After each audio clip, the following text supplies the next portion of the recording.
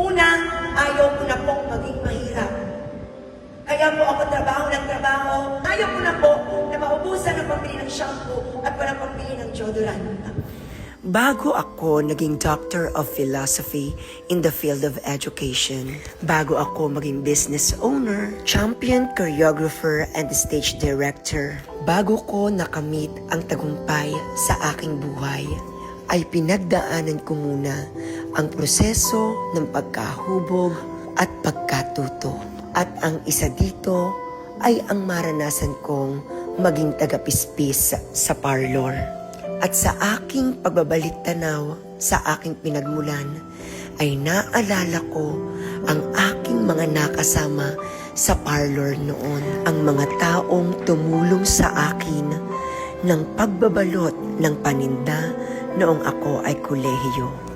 At ngayon na may kakayanan na ako para magbalik ng pasasalamat sa kanila, sinamantala ko ang pagkakataon para magkaroon kami ng isang araw na magkasama-sama muli. Tita Bernie! Ako na! Ako na sa front ngayon! Tita Bernie, mag-ano ka? Sit down ka. Ayan. So ito ang aking inay. Yan. Hello! I miss you.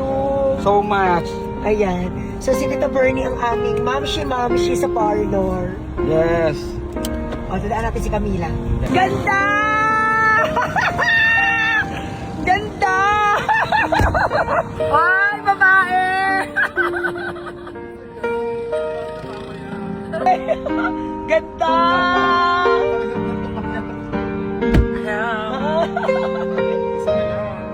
Oo nga. Si Ara, ano? Hindi pa natin si Ara. Ilang taon patay na si Ara? Aba, hindi pa natin si 70, 80, 90. Pero bago si Ara 17 namatay si Ara, 2017. Eh, di kapag walang customer, okay, bili ng Adidas. Oo nga, ano? Mahigpit noon. Talagang pinagtiisan na natin ang Adidas ng manok. Sabi ko nga. Everyday Adidas ng manok, umaga, tanghaling, hapon. True. Aba, nagka kasi naman sa atin ng 1 kilo. Oo nga, mami, ano? Parang hapon ha. At saka noon Kapag walang customer. Mura pa naman doon ng ano. Na ang ating lutuan yung tungko sa likod. Sa Tulingan. harap, namuntik na masunog ang plywood. Kasi noon. Kailan kaya ako magkakaroon talaga ng yaman? May mayaman sa Oban? Ang tagal natin magkakasama din, ano? Yes. Dahil kung college life ko, ako din naririyan eh. Ayun bang ikaw ay magbabalot ka naman din sa mga itlog-itlog. Kami naman iba tulog. Kapag tulog ka na. Kain. Kaya puti walang magawa. At ang mga bariya ko kaya pala nawawala. Sa pobre. Kayo. Ayan si Geneva. Nag-aayos. Inglesera ang bata. Your daughter is running to. Close your eyes. Sleep. Yan nga eh. Ay yung bang nakapasok sa finalist. Hey, your daughter is ranking 2. So give me a money. Patutuyin ng pilik, lalagyan ng pilik, ihipan. Sabi ng bata, fish po ba ang ulam nyo? na kapag wala ng pangkapit sa Paul's Eye, hanap doon sa labas ng kainito. Hanap ng mga Oh, inang Star kainito. Apple! Hi! Hi, Renatski! Hi! Ah, tara na! Hi, ate!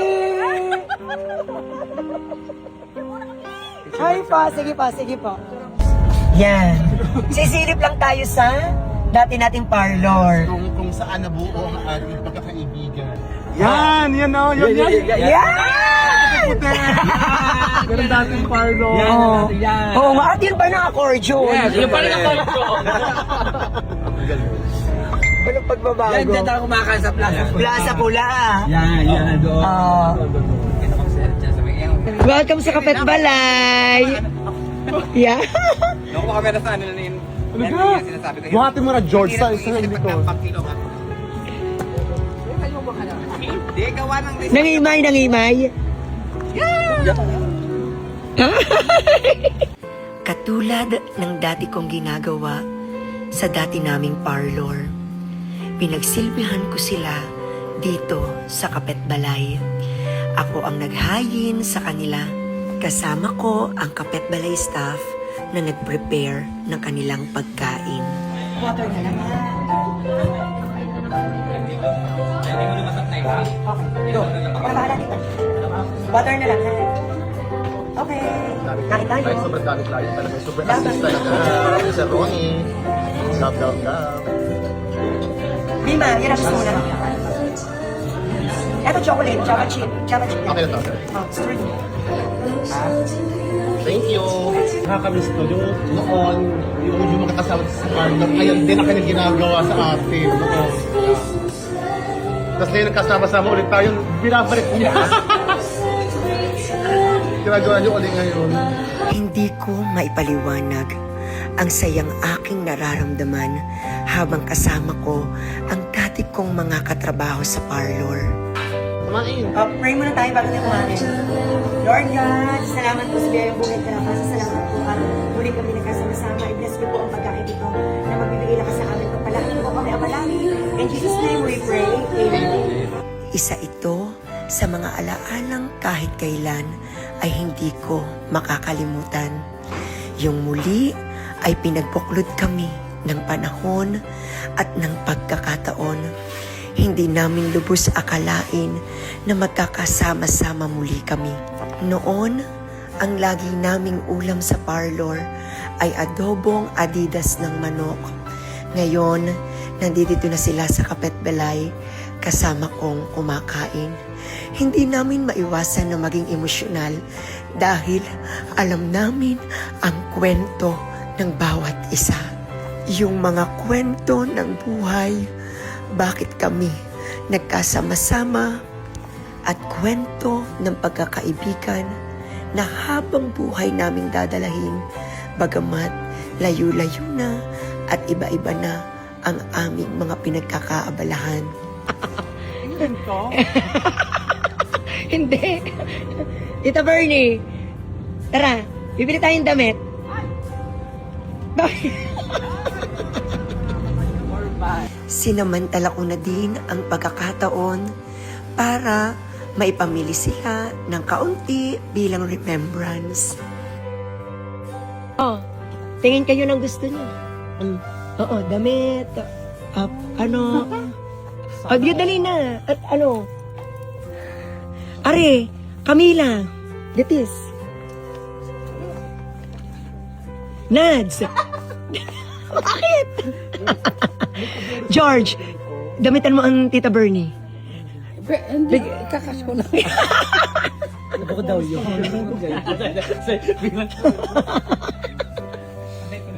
Oh, kahit anong souvenir lang.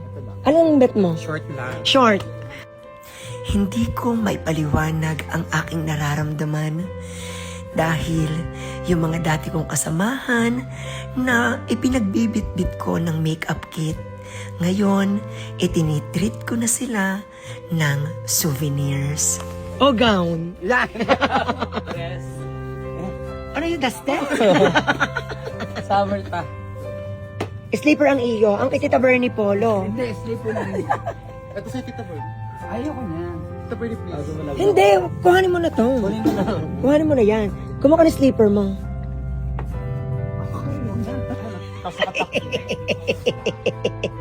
Liga, kasakatakin. Ganito kami noon. Tawanan, hagalpakan. At yung tipong hindi iniinda ang anumang isipin o problema. Oh, Ate Ugo. Oh, teka lang.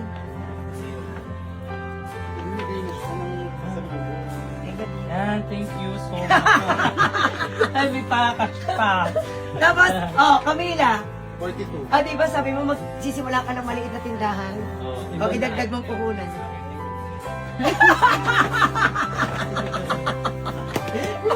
Nice! Grabe! Pakain Nice! na lahat. Alin ka? Meron pang meron pang palinto. Ipag-grocery sa inyo. I love you. Tita Bernie! At ang pinakahuli sa lahat, ang aking Tita Bernie, na noong college ako, siya minsan ang nagbibigay ng baon ko kapag wala akong mabaon pagpasok ng school. It's payback time. Panahon para bumawi. It's payback time. Panahon para bumawi. Tita Bernie, yan. Polo shirt at saka slides. Tapos, sabi mo kanina, pirahe na lang. Garnihe! Kamay! Garnihe! Isa.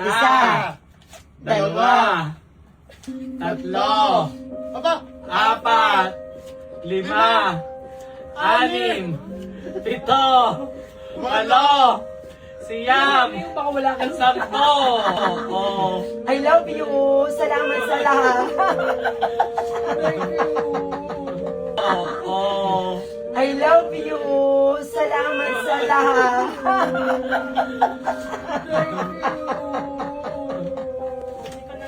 Thank you. And thank you for the friendship. Alam nyo. Thank you so much. Wala ako sa kinalalagyan ko ngayon kung walang katulad ninyo ng mga kaibigan ko. Salamat sa paggabay sa akin nung ako ay nag-aaral pa, na ako ay nagtitinda pa. Kahit ako ay taga-pispis ng parlor. And alam mo yun, malaking bagay yun sa buhay ko. Kaya thank you. Ano ba? Bakit nag-iiyak? Mga high blood eh. I love you. Gagala na tayo. Ganito po kabait ang aking anak sa Ronnie. Sobra po talaga. Wala akong problem. Yes po. Thank you. Si Tita Bernie kasi siya ang pinaka-amo namin. Oo. Pero ako ang down. Hindi naman. Oo, nung nagpa-parlor kami. Tara na. Okay na kayo? Bakit ba? hindi pa maka-recover sa nangyari ngayon. Sobrang blessed. Opo. Maliit na bagay yan. Kasi, tinitreasure ko yung ginawa niyo sa buhay ko. Ito yung panahon na kaya ko na, at kahit paano pwede ako magbalik. Simpleng paraan lang yan para may paramdam ko sa inyo na yung pasasalamat ko sa inyo. Thank you! Grapag! Grapag! Thank you so much. Ayan! Mas marami pang blessing papasok sa'yo kasi sobrang galing mo sa paligid. Tara na! Let's go! Naaalala ko noon, napakahilig kumanta ng aking mga kasama sa parlor. Kaya naman, nag-arkila ako ng videoke para makapag-banding kami. Noon pala nang ang puso ay malaya po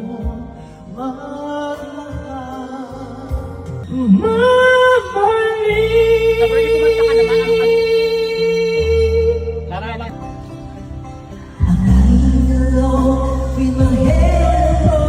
Oh, yun lang.